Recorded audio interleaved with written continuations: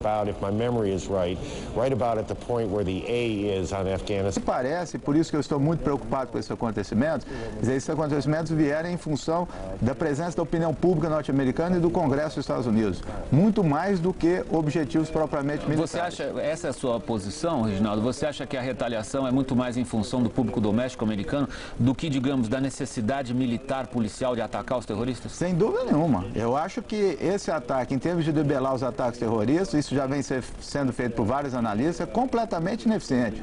Isso aqui são efeitos espetaculares para satisfazer a opinião pública e o Congresso norte-americano, porque não vai encontrar, você já estava relatando isso, a fala do Bin Laden. A fala do Bin Laden é muito significativa porque nós estamos diante de uma guerra que não é apenas uma guerra militar, é uma guerra de comunicação. E nessa guerra de comunicação os americanos não teriam que fazer alguma coisa, exatamente o que fizeram agora?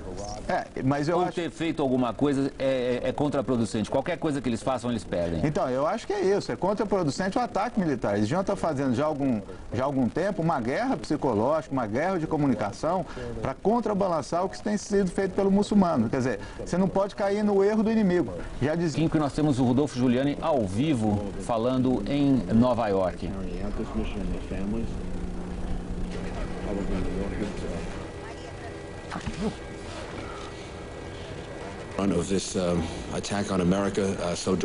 O ataque à América tão direto fez com que a gente entendesse toda essa dor e sofrimento das famílias, o que elas passaram nesse período.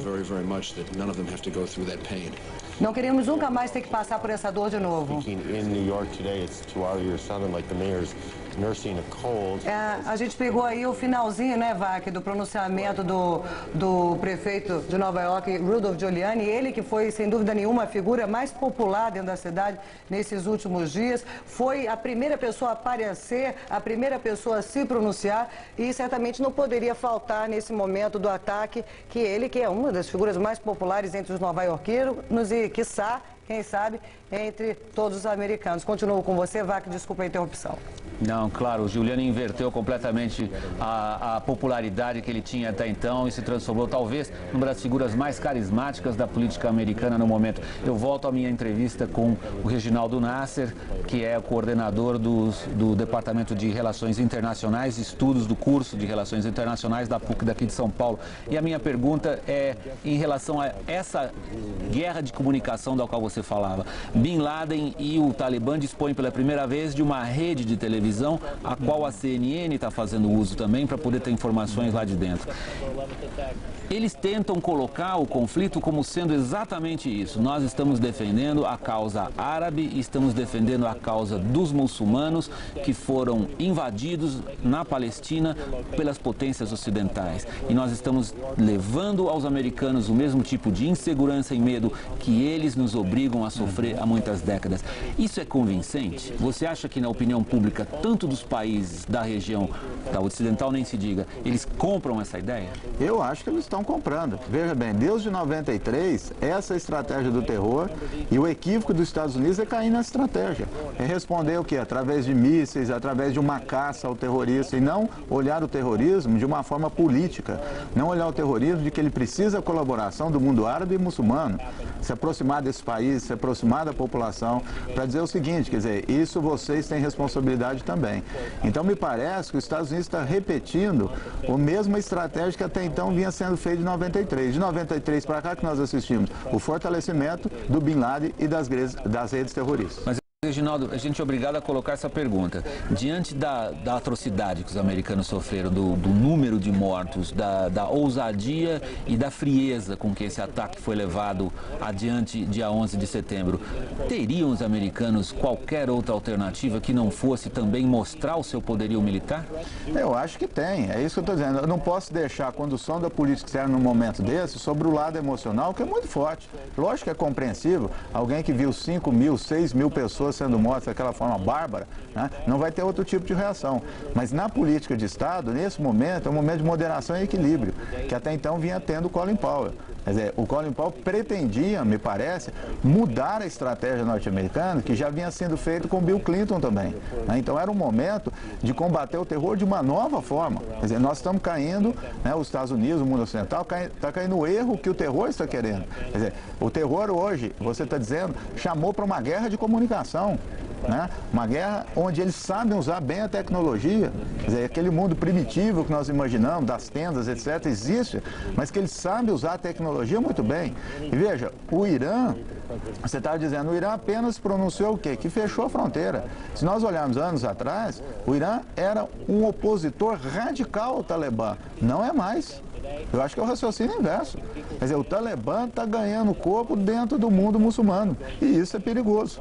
Então é isso que deve ser evitado. Quer dizer, a estratégia é outra. Eu vi também com preocupação, e ela transparece a cumplicidade dos Estados Unidos, é os Estados Unidos voltar a olhar Israel como um grande aliado na região. Comunicou o ataque com antecedência a Israel. Os Estados Unidos devem desvincular essas políticas de Israel. Bom, os americanos comunicaram o ataque com antecedência a vários governos. E os israelenses, na minha opinião, seriam obrigados mesmo a comunicar. É o principal aliado dos Estados Unidos no Oriente Médio, tradicional.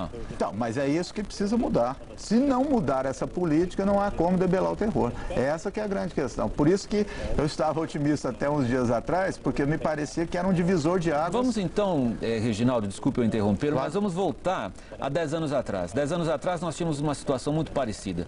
Nós tínhamos os americanos organizando uma coligação entre eles de árabes para atacar um país árabe, o Iraque. Nós estamos falando da Guerra do Golfo. E foi possível aos americanos naquele momento manter Israel fora das operações, embora Israel tivesse sido atacada diretamente por mísseis Scud disparados pelo regime de Saddam Hussein. Você acha, se eu posso interpretar o que você disse até agora, que desta vez os americanos não estariam na mesma situação? Eles não conseguirão convencer o mundo árabe islâmico que a guerra que os americanos agora iniciaram, na verdade, tem interesses globais e não só dos americanos, portanto israelenses? Claro, é completamente diferente. Veja bem, o Iraque atacou um outro país árabe e, num primeiro momento, a Arábia Saudita se colocou contra o ataque do Iraque e o Egito também, que são dois países muito fortes. E todo o apoio também que teve da ONU. Veja bem, de uma organização internacional que tem uma legitimidade. Nesse caso não está acontecendo. Veja, a Arábia Saudita é uma aliada dos Estados Unidos, o governo. Nesse momento presente, ela não autorizou até agora, né, os Estados Unidos utilizarem suas bases para decolagem de aviões. A Arábia Saudita que é aliada. O Egito também tem se mostrado reticente. Ou seja, um momento muito delicado, completamente diferente daquela outra situação de há 10 anos atrás. Mas há uma ambiguidade muito forte em tudo isso, Reginaldo, porque regimes como o que você citou, da Arábia Saudita, uma monarquia teocrática praticamente, porque ela depende de obedecer exatamente os éditos e tudo aquilo que a liderança religiosa diz. Nós temos a Jordânia, uma monarquia que depende muito do apoio militar e financeiro americano. E nós temos o Egito, uma democracia parlamentar, entre aspas, digamos, cujo presidente já foi alvo no mínimo 3 vezes de atentados praticados por gente que hoje se sabe ligada à Al-Qaeda. Não seria do interesse de todos esses regimes que os americanos combatessem radicalmente o extremismo religioso? Esses países utilizam de uma cumplicidade. Ao mesmo tempo que eles recebem verbas e benesses dos Estados Unidos, eles fazem vista grossa para os grupos terroristas que estão alocados dentro dos seus países, porque eles temem muito uma reação contrária. Então, veja bem, e nesse sentido, os Estados Unidos deveria rever urgentemente sua estratégia. Até outro dia eu vi um articulista do New York Times dizendo que o embaixador da Arábia Saudita nos Estados Unidos é um homem que tem mais poder ali dentro. Ele liberou toda a família do Bin Laden de interrogatórios do FBI. Há cerca de 4, 5 dias eles foram liberados e voltaram para a Arábia Saudita. Cerca de 20 integrantes, cerca de 20 parentes do Bin Laden moram e estudam nos Estados Unidos. E esse embaixador da Arábia Saudita, ele tem uma livre circulação para as altas esferas do poder norte-americano, né? Eu digo também das embaixadas na França e na Alemanha, enfim, uma cumplicidade que os Estados Unidos mantêm com esses governos corruptos e ditatoriais, que deveria ser mudada a partir de agora. Né? Então, o que você está dizendo, ambiguidade, realmente existe, mas esses governos sabem utilizar disso. Quer dizer, eles têm as benesses dos Estados Unidos, mas ao mesmo tempo fazem vistas grossas aos grupos terroristas porque eles podem se comprometer, né? Então veja que a situação dos Estados Unidos, do mundo ocidental ali, é muito delicada. E eu volto a repetir, o teatro das operações, o mais complicado não é no Afeganistão, vai ser no solo norte-americano. E isso é uma questão inédita. A questão inédita, você diz, é o grau de vulnerabilidade. Ou seja, isso que o Osama Bin Laden disse na televisão, na cadeia Al Jazeera, e que foi retransmitido para o mundo inteiro pela CNN, de que pela primeira vez os americanos vão sentir na própria pele o tipo de insegurança que palestinos e muçulmanos vêm sentindo há muitas décadas. Você acha que isso é só uma ameaça ou você acha isso factível? Eu sei que você não tem bola de cristal. Não, eu acho factível, não estou falando é por mim, pelo que o secretário de Justiça tem falado há várias semanas, o secretário de Justiça dos Estados Unidos. Ele anda dizendo que o risco é de 90% a 100%, seu secretário de Justiça dos Estados Unidos. Porque veja, a questão é o seguinte, pode ser que não aconteça um atentado tal como esse do World Trade Center, que foi bastante planejado, mas não importa, uma explosão numa loja, num restaurante, é um abalo psicológico muito grande. Então essa guerra não é militar. É uma guerra psicológica, é uma guerra de comunicação. É essa que é a grande questão. Então não adianta míssil Tomahawk, não adianta esse poderio norte-americano, que não vai debelar os ataques terroristas, ele pode o quê? Reavivar mais ainda. Outro dia eu vi uma comparação muito feliz no Washington Post, dizendo que essa guerra aos terroristas semelha muito à guerra às drogas.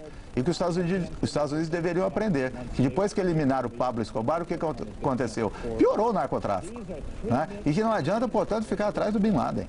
É uma outra estratégia que deve ser implementada. Bom, nós vimos no pronunciamento do primeiro-ministro britânico, Tony Blair, ele ressaltando exatamente esse aspecto, dizendo que boa parte dos recursos financeiros à disposição do Talibã e, por tabela, também à disposição do Bin Laden, vem das plantações de papoula e do que dali resulta, que é o ópio. Ele disse até que mais de 60% dos mortos por drogas na Grã-Bretanha resultam de ópio que vem do Afeganistão.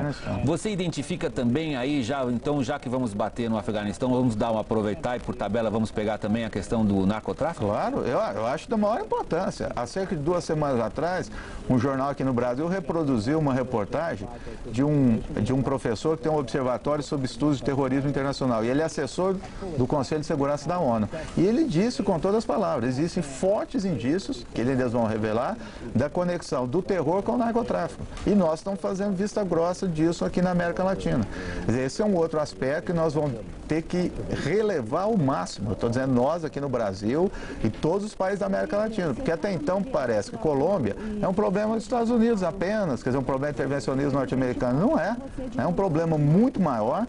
A forma de agir do terrorismo, desse terrorismo internacional, é parecido com o narcotráfico, por todas as suas estratégias, e tem, portanto, volto a repetir, fortes indícios de conexão entre eles. Então, é uma luta também contra o narcotráfico, que nós devemos implementar urgentemente. Reginaldo, nós ficamos um momentinho por aqui. Eu vou chamar a Maria Beltrão. Maria Beltrão.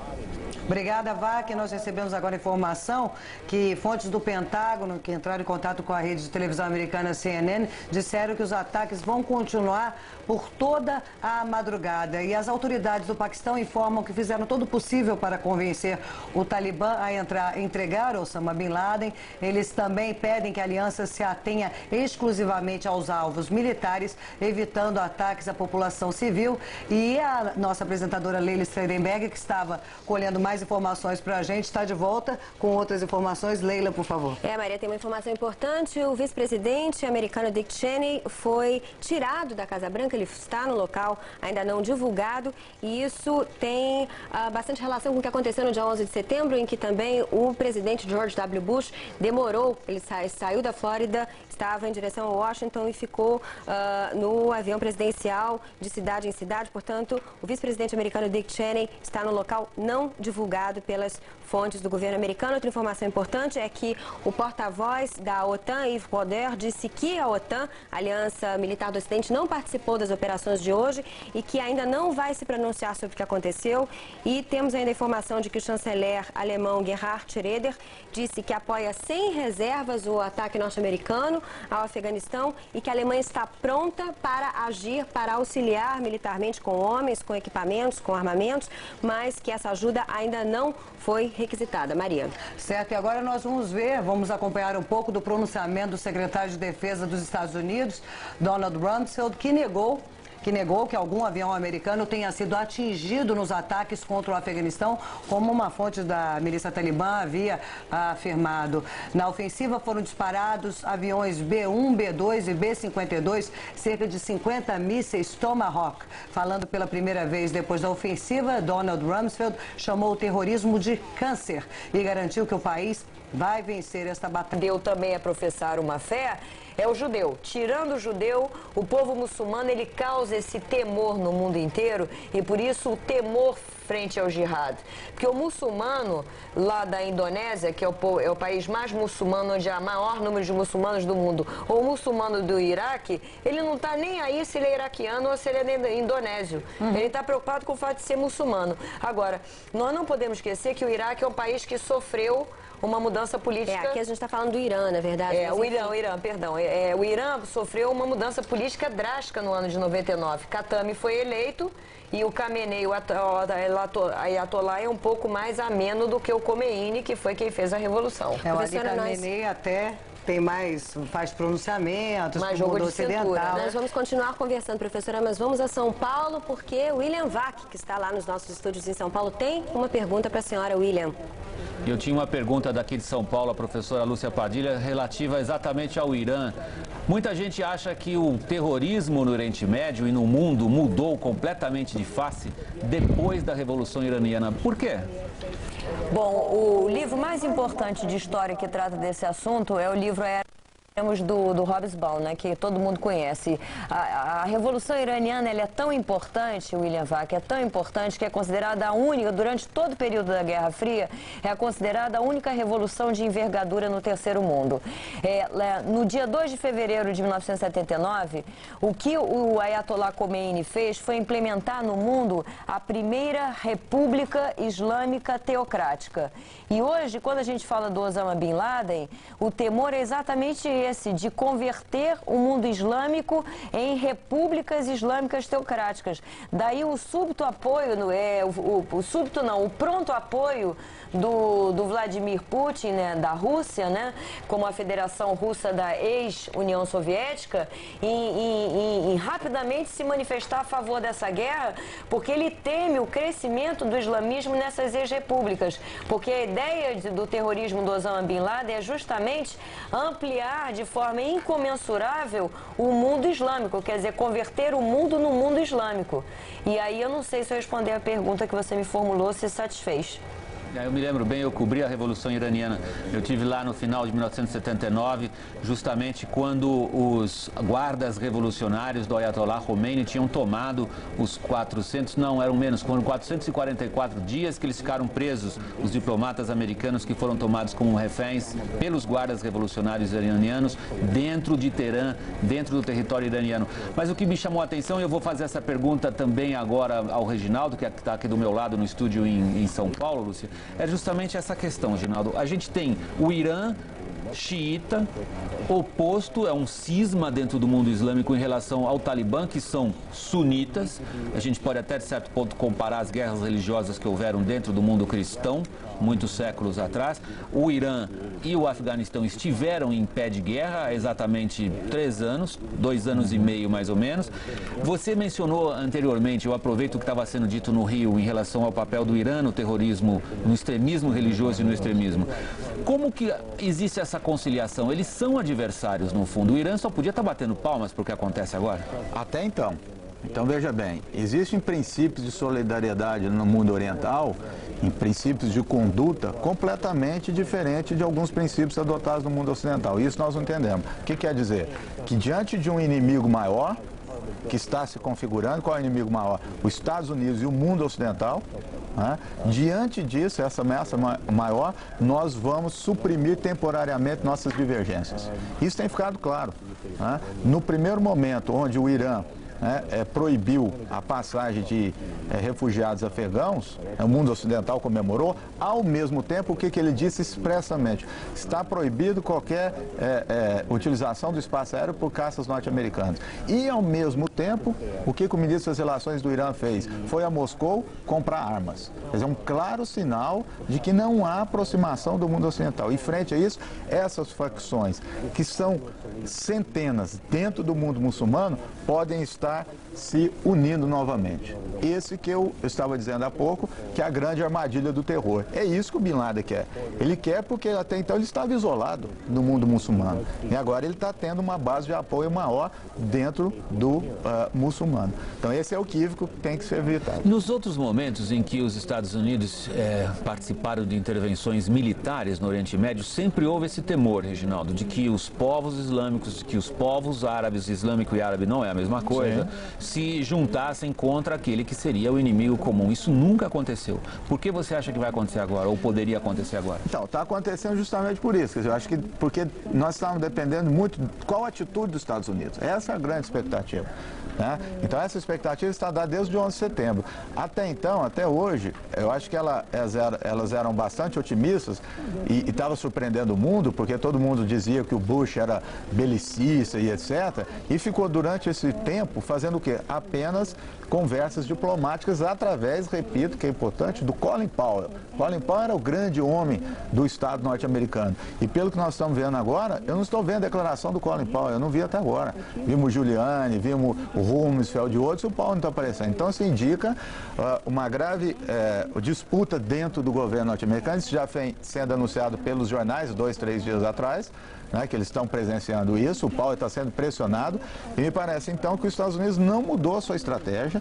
Esse momento é grave e principalmente, eu estou te dizendo, quer dizer, a rede terrorista ela não abrange apenas um país, não é o Afeganistão, está envolvida a Líbia, está envolvido o Egito, está envolvido a Arábia Saudita, mas estão bem estabelecidos, não dependem do Bin Laden mais e não dependem do Afeganistão. Portanto, isso aí é um jogo de cena e é muito perigoso fazer com que o mundo muçulmano se una, que é muito diverso, digo. Um dos objetivos claros, isso aí ficou absolutamente patente em todos os pronunciamentos que a gente ouviu hoje à tarde dos líderes ocidentais, quando anunciaram as respectivas populações que estavam participando dessa grande operação antiterror. Todos eles disseram o seguinte: nós estamos preocupados também com o lado humanitário. Nós não estamos atacando apenas um regime que consideramos ofensivo aos nossos valores e que sabemos que gostaria de substituir o nosso modo de vida. Tanto o Blair quanto o Bush sublinharam isso. Nós estamos também ajudando os afegãos. Isso é só jogo de cena? Não, não é jogo de cena. Realmente eu acho que existe essa intenção. Há que se louvar palestinos, árabes que moram em Nova York têm elogiado a conduta do Bush e do Giuliani. Por exemplo, o célebre escritor palestino Edward Said tem elogiado isso de público. Só que tem um grande problema. Você mesmo apontou, né, no outro bloco que nós estávamos conversando. Essa comunicação do Bush e do Blair não chega à população afegã. Eles estão recebendo lá o saco de trigo, que está escrito, Estados Unidos, sei lá. Mas ele não está recebendo essa comunicação. Quer dizer, eles estão comunicando, na verdade, para os muçulmanos que estão dentro dos Estados Unidos e dentro da Inglaterra, mas não para os outros. Os outros não têm a mínima noção do que está acontecendo no cenário internacional. Ou tem, através da rede que você apontou.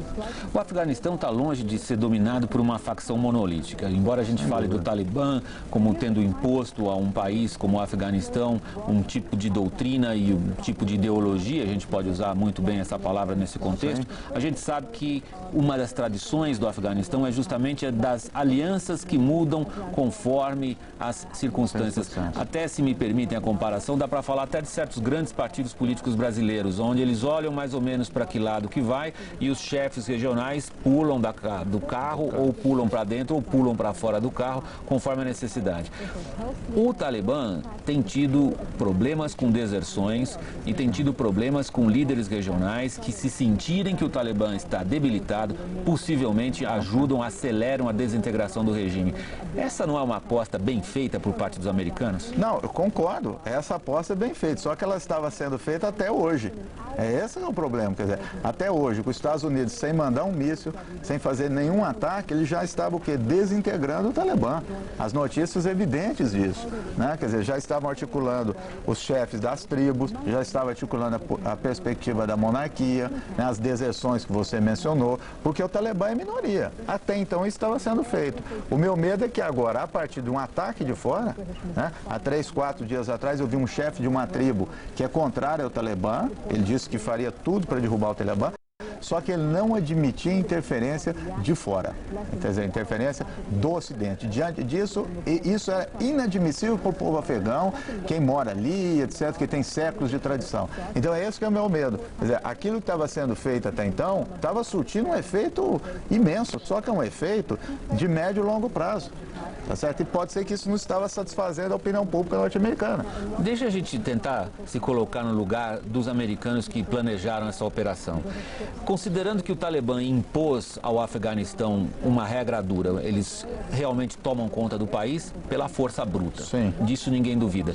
Eliminar a capacidade do Talibã de impor a sua, digamos, a sua doutrina através da força bruta não seria o melhor caminho de soltar o Afeganistão para uma outra situação? Então, mas veja bem, nesse momento agora, a força bruta norte-americana e dos aliados, ela vai imperar sobre o Talibã, não tem dúvida nenhuma. E o Talibã sabe disso, o que ele vai usar? Como você disse na fala do Bin Laden, ele vai usar o quê?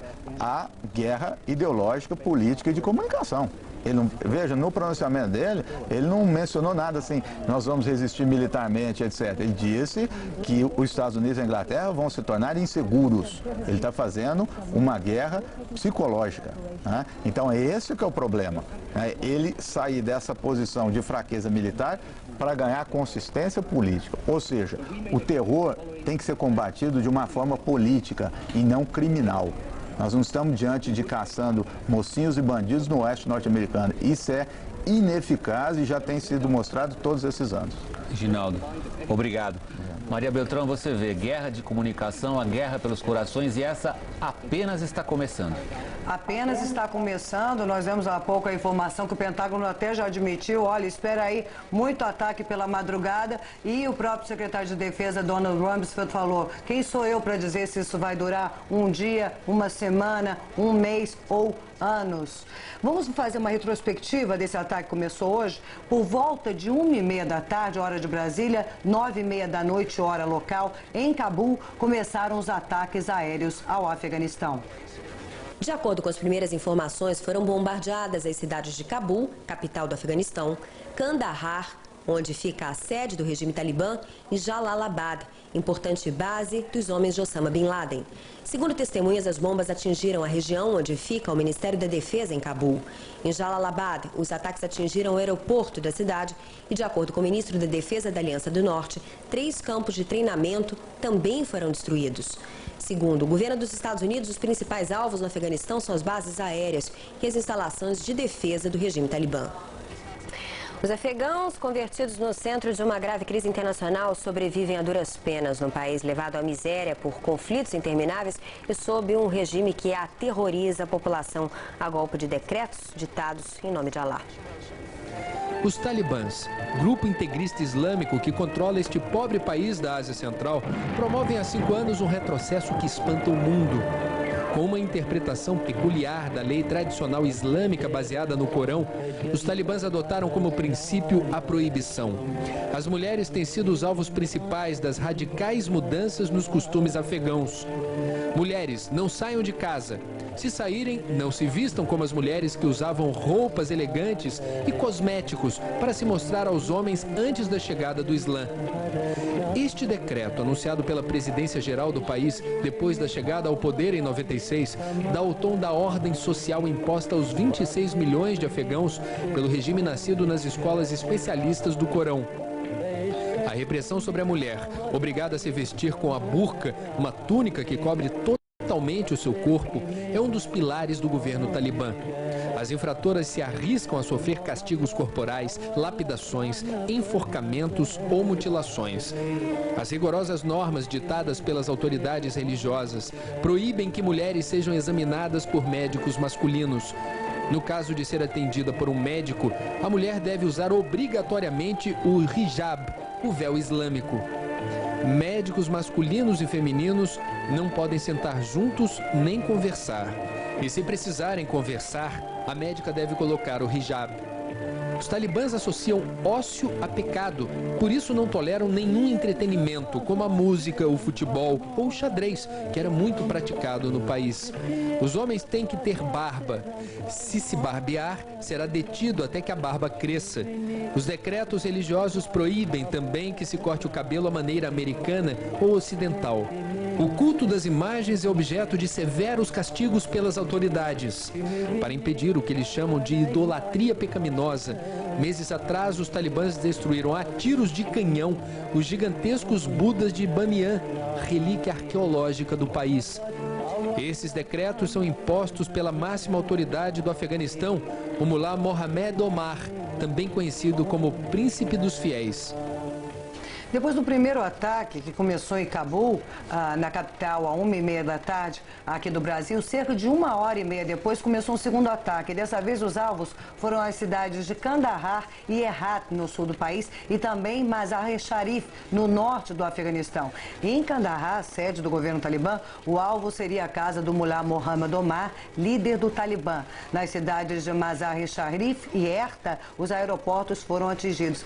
E só para complementar, em Kandahar, o aeroporto está completamente destruído, o sistema de radar foi completamente danificado, não há luz e não há comunicação por rádio. E quanto à residência do Mullah Mohammed Omar, que foi atingida, as fontes talibãs disseram que ele sobreviveu, ou seja, que ele não estaria dentro dessa residência. Maria, em relação a Mazar-e-Sharif, é uma cidade estratégica. Hoje cedo, a Aliança do Norte dizia que estava em vias de reconquistar Mazar-e-Sharif. É uma cidade no norte do Afeganistão, que fica quase na fronteira com o Uzbequistão, que, como nós sabemos, está do lado dos Estados Unidos. Portanto, se essa cidade estratégica de Mazar-e-Sharif tiver, então, todo o equipamento antiaéreo do regime talibã destruído, vai ficar mais fácil o trabalho da coalizão antiterrorista.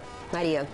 Até agora, quem já deu apoio formal aos Estados Unidos a esse ataque foram França, nós acompanhamos aí o presidente francês Jacques Chirac dando seu apoio, Grã-Bretanha, que foi o primeiro a se manifestar através do primeiro-ministro Tony Blair. Inclusive, Grã-Bretanha participou dos ataques, isso é importante lembrar também, teve participação efetiva nesses ataques dessa noite, não é?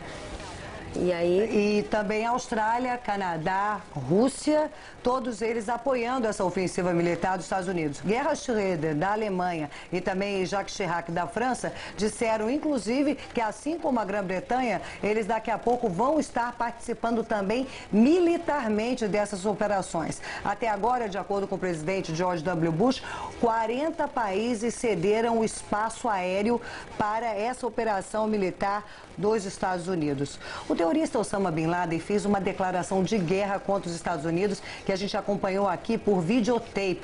Pensávamos no começo que poderia ser uma imagem ao vivo e depois vimos que era uma imagem de dia claro, ou seja, um pronunciamento gravado mostrado na rede de televisão Al Jazeera. É uma rede de televisão que é considerada a CNN dos países árabes. Osama Bin Laden disse que a América não vai ter segurança enquanto o Islã não tiver o mesmo tratamento. Tropas americanas ao longe entram no teatro dos combates. O comando da guerra está em Washington, na Casa Branca, no Pentágono e no Congresso. No comando da guerra está o presidente George W. Bush. Aos 55 anos, esse texano, filho do ex-presidente George Bush, enfrenta uma crise de amplitude poucas vezes vista. E há apenas 8 meses depois de sua chegada à presidência. Empresário, dono de time de beisebol e ex-governador do Texas, Bush tem pouca experiência em administração e menos ainda em política internacional. Dick Cheney, o vice-presidente, sempre agiu na sombra. É um homem experiente, com habilidades de estrategista. Foi secretário de Defesa por ocasião da Guerra do Golfo. Agora, com 60 anos, Cheney desempenha um papel-chave no governo Bush, atuando na organização ministerial e funcionando como ligação da Casa Branca com o Congresso. Colin Powell, secretário de Estado, general da reserva, que chefiava o Estado-Maior das Forças Armadas na Guerra do Golfo, ele tem 64 anos e é o primeiro negro a liderar a diplomacia americana. Personalidade muito admirada por seus compatriotas, Powell conquistou a reputação de ser um moderado no governo e tem como missão formar uma coalizão internacional antiterrorista nos moldes daquela da Guerra do Golfo. Donald Rumsfeld, secretário de Defesa, especialista em questões antimísseis, 68 anos. Ele tem grande experiência no campo militar, já que ocupou o mesmo posto entre 1975 e 77, sob a presidência de Gerald Ford. Ex-embaixador na OTAN, a Aliança Atlântica, Rumsfeld tinha declarado pouco tempo atrás: a história nos ensinou que a fraqueza é perigosa. Condoleezza Rice, conselheira de Segurança Nacional, considerada uma brilhante universitária. Ela tem 46 anos e é uma das eminências do governo Bush. Especialista em Rússia e desarmamento, Rice é a primeira mulher a dirigir o Conselho de Segurança Nacional, do qual participou na época do presidente Bush, pai. John Ashcroft, secretário de Justiça, ex-procurador e governador do estado de Missouri. Ele é filho de um pastor pentecostal, tem 58 anos e é conhecido por suas posições conservadoras. Ashcroft está encarregado de dirigir as investigações aos atentados. Robert Mueller, diretor do FBI, a Polícia Federal Americana. Com 57 anos, ele chegou à chefia do FBI em julho, depois de ter trabalhado como adjunto do secretário da Justiça John Ashcroft entre janeiro e maio. Tem sob seu comando 27 mil agentes. Richard Myers, chefe do Estado-Maior Conjunto, é um general da Força Aérea. Com 59 anos, ele foi confirmado no cargo pelo Senado somente no dia 14 de setembro. É considerado um especialista em questões de defesa espacial.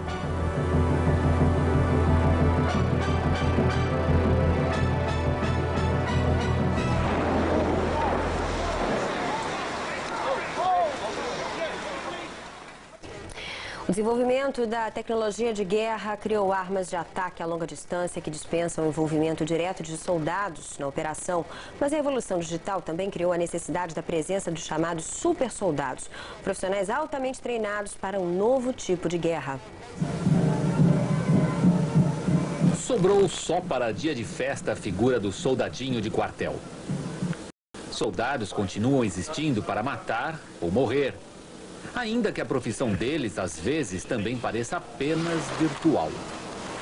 A tela do computador simula uma situação que ninguém gostaria de encontrar na vida real. As armas modernas de infantaria também dão a impressão de que se pode ver sem ser visto, de atirar sem ser alvejado. Na guerra moderna, o soldado pode ter a impressão de que tudo é muito distante. O inimigo não tem cara.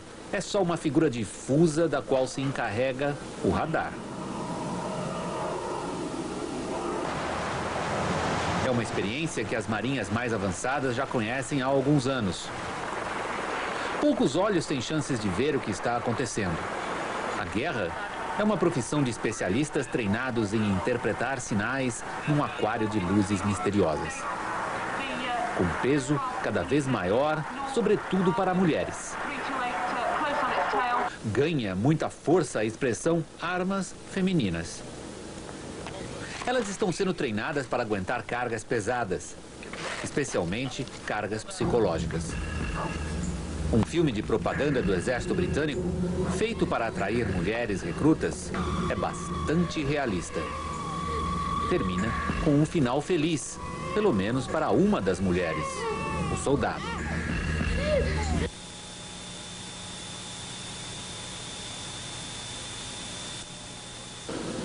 Às voltas com aviões cada vez mais sofisticados, pilotos na guerra moderna perderam o adversário de vista. Passaram a viver momentos de verdadeira emoção, sobretudo no simulador computadorizado, que, além do mais, é muito mais barato do que queimar combustível na vida real.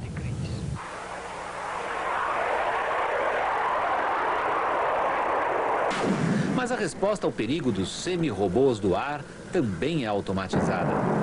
Quem se encarrega de pressentir, prevenir e defender são olhos e sensores mecânicos, orientados por cérebros e comandos digitais.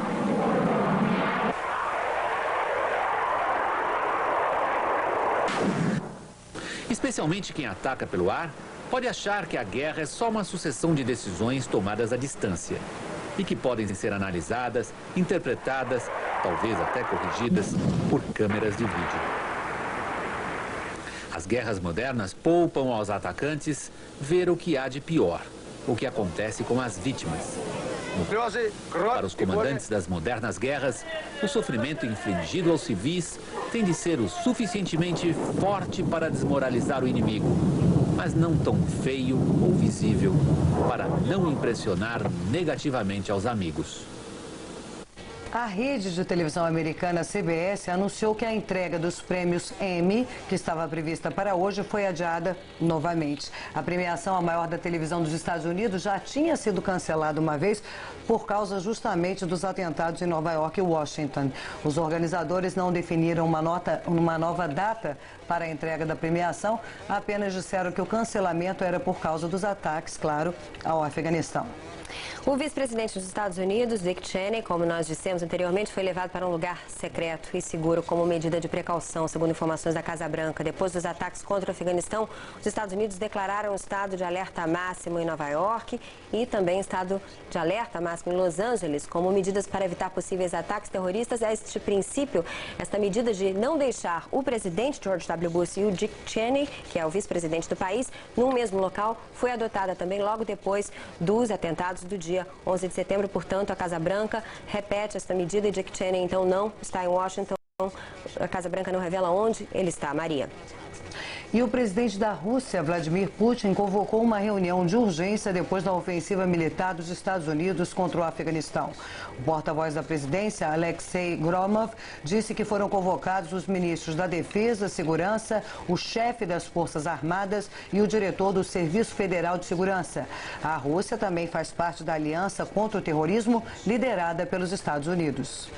O presidente da França, Jacques Chirac, confirmou o apoio francês aos ataques ao Afeganistão. Falando ao vivo em rede nacional de televisão, Chirac confirmou que a França vai participar da ofensiva contra a organização comandada por Osama Bin Laden ao regime talibã. O comunicado em cadeia nacional de televisão foi transmitido 2 horas depois dos ataques. O presidente Jacques Chirac anunciou que as forças francesas vão participar das ações militares no Afeganistão. Assumiremos nossa tarefa neste momento delicado com espírito de solidariedade e responsabilidade, disse ele. Chirac revelou que fragatas francesas já estão a postos no Oceano Índico para ajudar as tropas americanas. Ele disse ainda que os países aliados vão socorrer os refugiados afegãos e que diversas ações humanitárias acontecem na região. Terminando o discurso, o presidente francês afirmou que a democracia mundial foi atacada no dia 11 de setembro e que nenhum país deve se render ao medo e à chantagem terrorista. Nós vamos agora a Washington com Edgar Júnior por telefone. Edgar, eu sei que você acompanhou o pronunciamento e a entrevista coletiva do secretário de Defesa norte-americano, Donald Rumsfeld. Qual é o clima, qual é a expectativa, o que você está sentindo aí na capital? Olha, Maria Beltrão, por aqui o clima é de muita expectativa, principalmente depois do pronunciamento feito pelo Osama Bin Laden, de que a América não terá paz enquanto o povo árabe e os palestinos não a tiverem também. Quer dizer, foi uma ameaça muito grande e a segurança que por aqui já andava reforçada vai ficar muito mais rigorosa. Os militares estão em alerta, o próprio secretário de Defesa disse isso, e quer dizer, a coisa não tá bem delicada, viu, Maria? Visitem a Califórnia, passem na Disney e tudo mais, ninguém está querendo viajar, quer dizer, o medo é muito grande e a gente pode ver isso daí conversando com qualquer americano. Todos dizem, não, estou adiando as minhas férias para daqui a tantos meses porque eu não tenho coragem de entrar num avião nesse momento. Por outro lado, né, Edgar, a gente sabe que dificilmente um raio cai 2 vezes no mesmo lugar. O próprio Departamento de Estado essa semana, fontes em off, ou seja, que não revelaram sua identidade, disseram que o governo americano não acredita que uma nova ofensiva dos terroristas, que um novo atentado terrorista se dê em aviões, seja da mesma forma dos que ocorreram no dia 11. Uma informação importante agora, o secretário de Estado dos Estados Unidos, Colin Powell, vai viajar para a Índia e para o Paquistão na próxima semana, esta semana, para confirmar o apoio às ações de represália contra o Afeganistão iniciadas este domingo. Essas são informações de um comunicado do Departamento de Estado. Esse comunicado foi divulgado agora há pouco. O papel do secretário de Estado, Colin Powell, nos próximos dias, uma vez que ele é uma figura um pouco mais moderada aí nessa cúpula de segurança da administração Bush, vai ser muito importante, não vai, Edgar? Sem dúvida alguma, o prestígio do secretário Colin Powell é muito grande e ele é muito respeitado tanto aqui dentro dos Estados Unidos quanto fora. Uma palavra dele vale muito. E nessa campanha de que ele tenta formar realmente esse apoio, essa coalizão grande contra o terrorismo, essa viagem dele foi muito importante, já que anteriormente, a última viagem agora foi feita pelo secretário de Defesa, mas ficou ainda vamos dizer assim, ficou se aguardando a viagem realmente, o contato feito pelo Colin Powell, porque ele traz, além do nome, a credibilidade de um homem que tem toda a responsabilidade e, como você bem mencionou, um homem moderado. Quer dizer, ele não tem o intuito de atacar, ele prefere resolver a coisa na conversa, se possível, politicamente. Edgar, muitas vezes o presidente George W. Bush, assim como o Chirac, assim como o Tony Blair, fizeram questão de dizer que essa não é uma guerra contra o islamismo, não é uma guerra contra o povo muçulmano, mas, por outro lado, nós tivemos hoje Osama Bin Laden dizendo essa é uma guerra, sim, contra nós, eles estão nos perseguindo. Eu me lembro que logo na primeira semana, quando nós conversamos, eu e você, você me dizia, Maria, o preconceito aqui está forte, as pessoas estão um pouco receosas com os muçulmanos em geral, não diferenciando, portanto, o muçulmano, o islâmico, que simplesmente tem a fé islâmica, do extremista. E a situação agora, como você vê, Edgar? Olha, até esse momento, o que eu posso lhe dizer é o seguinte, até, vamos dizer assim, o pronunciamento do Osama Bin Laden, a situação dessa discriminação havia melhorado um pouco. Também devido aos esforços de todas as autoridades, novamente o presidente Bush se reuniu com vários líderes da comunidade muçulmana, o Colin Powell, Donald Rumsfeld, quer dizer, todos eles sempre batendo na mesma tecla de que a luta não é contra o muçulmano, é contra o terrorismo. E a situação tinha melhorado um pouco. Mas agora com essa nova ameaça do Osama Bin Laden, eu acho que a coisa vai voltar ao mesmo ponto inicial. Porque eles não conseguem separar. Ok, eles compreendem de que realmente não é o povo muçulmano num todo culpado por isso, mas são extremistas muçulmanos que utilizam da religião islâmica para cometer atos como este que aconteceu